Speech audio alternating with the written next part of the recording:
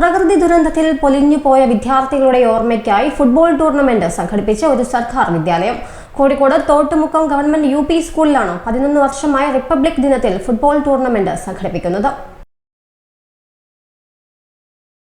Thottumukkam government UP. സ്കൂളിൽ പഠിച്ചുകൊണ്ടിരിക്കെ പ്രകൃതി ദുരന്തത്തിൽ അകാലത്തിൽ പൊലിഞ്ഞുപോയ വിദ്യാർത്ഥികളായ ഷറഫുദ്ദീൻ, സച്ചിൻ, ബിജു, മുഹമ്മദ് ഫൈസൽ എന്നിവരുടെ ഓർമ്മയ്ക്കായി സ്കൂളിന്റെ PTA കമ്മിറ്റിയും അധ്യാപകരും ചേർന്ന് എല്ലാ വർഷവും റിപ്പബ്ലിക് ദിനത്തിൽ മുക്കം ഉപജില്ലയിലെ യു.പി. സ്കൂൾ വിദ്യാർത്ഥികൾക്കായി നടത്തിവരുന്ന സെവൻസ് ഫുട്ബോൾ ടൂർണമെന്റ് 11 വർഷം പിന്നിടുന്നു. എല്ലാ വർഷവും ജനുവരി 26-ന് റിപ്പബ്ലിക് ദിനത്തിലാണ് മത്സരങ്ങൾ സംഘടിപ്പിക്കുന്നത്.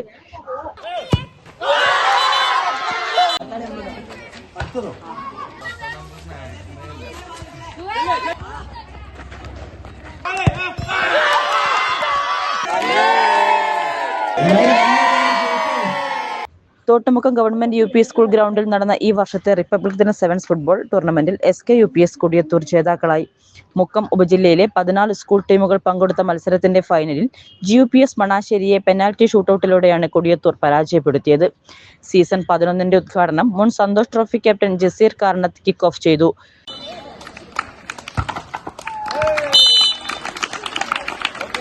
കുട്ടികൾക്ക് ഇങ്ങനെ കളിക്കാൻ വളരെ ചാൻസ് കുറവാകും. സ്പോർട്സിന്റെ ഒരു കളി കഴിഞ്ഞാൽ പിന്നെ ടൂർണമെന്റ്സ് ഒന്നും അങ്ങനെ കിട്ടാറില്ല. ഏതായാലും ഇത് വളരെ നല്ലതാണ്. നല്ല ടാലന്റേഴ്സിന് കടന്നു വരാനുള്ള ചാൻസാണ്.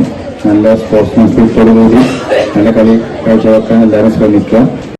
പ്രധാന അധ്യാപിക ഷെറീന ബി അധ്യക്ഷയായി. സ്കൂളിൽ നിന്നും പൊലിഞ്ഞുപോയ വിദ്യാർത്ഥികളുടെ പേരിൽ ഇത്തരത്തിൽ 11 വർഷമായി ടൂർണമെന്റ് സംഘടിപ്പിച്ചത് മാതൃകാപരമാണെന്നും അതിലൂടെ നിരവധി പ്രതിഭകളെ കണ്ടെത്താൻ കഴിയുമെന്നും ജസീർ പറഞ്ഞു. വിജയികൾക്ക് Kodiyathur panchayat president Divya Shibu, school assembly chairman Sojan Mathew എന്നിവർ സമ്മാനങ്ങൾ വിതരണം ചെയ്തു. ACV news, Kozhikode.